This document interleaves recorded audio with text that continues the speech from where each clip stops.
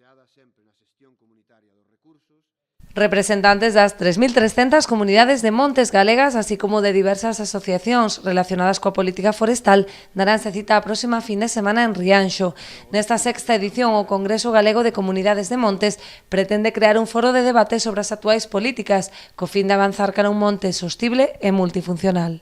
Me interesa, de alguma maneira, estar atentos e recoller, de alguma maneira, reflexións que se poidan sair deste Congreso interesan sobre a maneira tamén a Administración Pública, para tomar nota, de alguma maneira, das conclusións, dos camiños polos que se quere guiar isto e buscando, pois, efectivamente, chegar incluso hasta sumar esforzos, non? Porque a tarefa é de todos, na medida en que compartamos obxectivos de que sexan espazos vivos, de que sexan espazos que poidamos legar aos nosos fillos e as fillas, que sexan espazos de disfrute da cidadanía, que sexan uns lugares onde se pode desenvolver unha política forestal axeitada, pois son obxectivos que compartimos, non?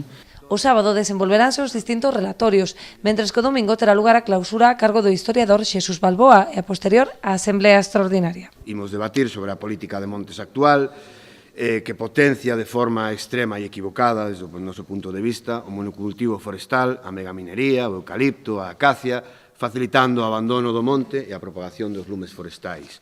Os lumes forestais que vamos a tratar tamén bastante dentro do propio Congreso, vamos a abordalos analizando con profundidade as principais causas do lume que estamos convencidos e sabemos que son estructurais.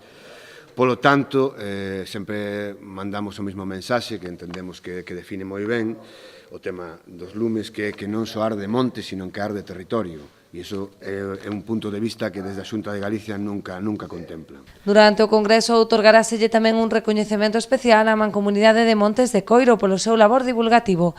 Ademais, o Concello de Rianxo, a Deputación da Coruña, colabora na organización do encontro que contará coa participación do alcalde e do presidente provincial.